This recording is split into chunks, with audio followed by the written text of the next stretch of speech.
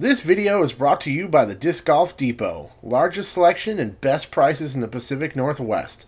Check out discgolfdepot.com for more information. What's up, everybody? Welcome to my review of the Latitude 64 Caltrop. Big thank you to the Disc Golf Depot for sponsoring this review. I really appreciate them. As my local shop, my preferred place to get plastic to continue to support me means a lot to me, and I really appreciate it. So go show them some love if you're in the Portland area. Go buy your plastic at the Depot. Tell them I sent you. Thanks to the Depot. Thanks to you guys for watching. Let's get into the review. Latitude 64 Caltrop. This one is an overstable putt and approach disc in zero soft plastic. This disc was released straight away in the zero hard, medium, soft, and super soft. So whatever your preference is, it's available already, which I think is a good idea. You know, if you're going to put out a putter, you might as well put it out in the different plastic types and let people decide what they want to get. I went for the soft just because I really like the feel of it. Just a great feeling plastic. The stuff is just super grippy. It breaks in nicely. It's always very smooth and comfortable feeling in the hand. It grips like crazy.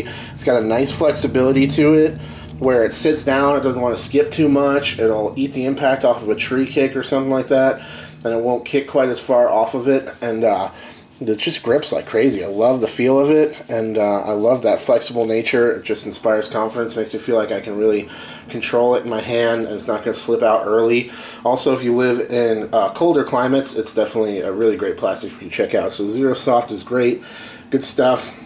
Really flat top on this disc. You guys have noticed, I'm sure, the very characteristic thumb track on this disc. It looks to me kind of like the Innova style thumb track. In fact, you know what? I think I have a birdie like right over here. Digging through the side reserves to bring in this birdie so you guys can take a look. So there's the Innova birdie thumb track. Let's throw it next to each other just as a quick comparison there. Relatively similar, so it's not like the Discraft style, like a Banger GT where it had that deep divot groove top. This just has like basically a recessed top of the flight plate with that little bump right there, so you can dig your thumb in there if that's where it feels comfortable, or you can really just grab it wherever you want. I kind of like the way it feels in the fat of my hand there, and have the thumb riding around that edge. Feels good. Lines up nicely, no problems there.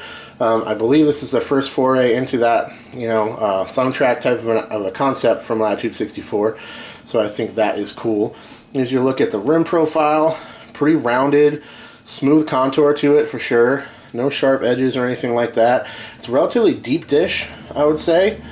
Relatively deep putter, but not too crazy, but it's certainly not like a shallow disc by any means.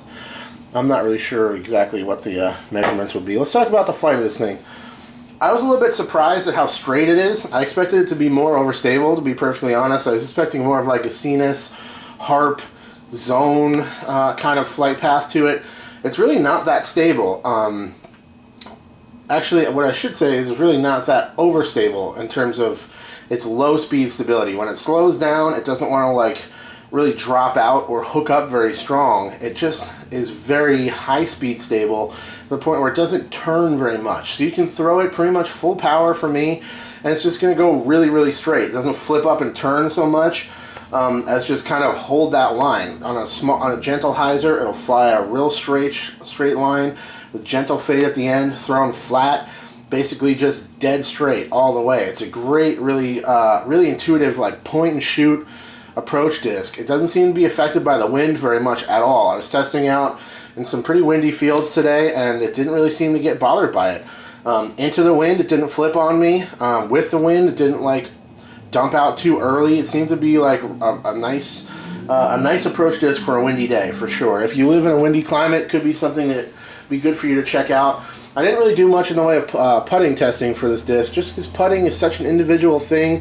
There's so many different approaches to it: spin putting, push putting, everything in between, hyzer putting, anhyzer putting. It's such an individual thing.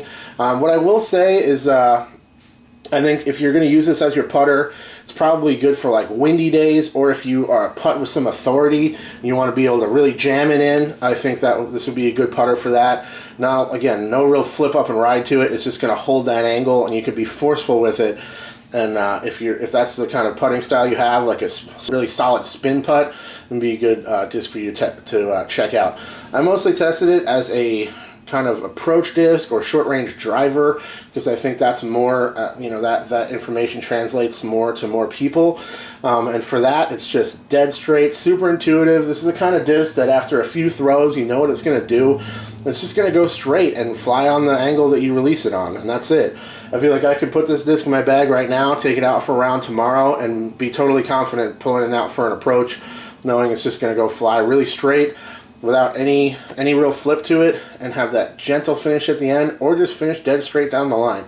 So it's a great workhorse point and shoot approach disc, especially for windy climates. I can't say in like super wind how it's going to react, but with a relatively firm breeze in all different directions, it didn't seem to be affected by it too much at all.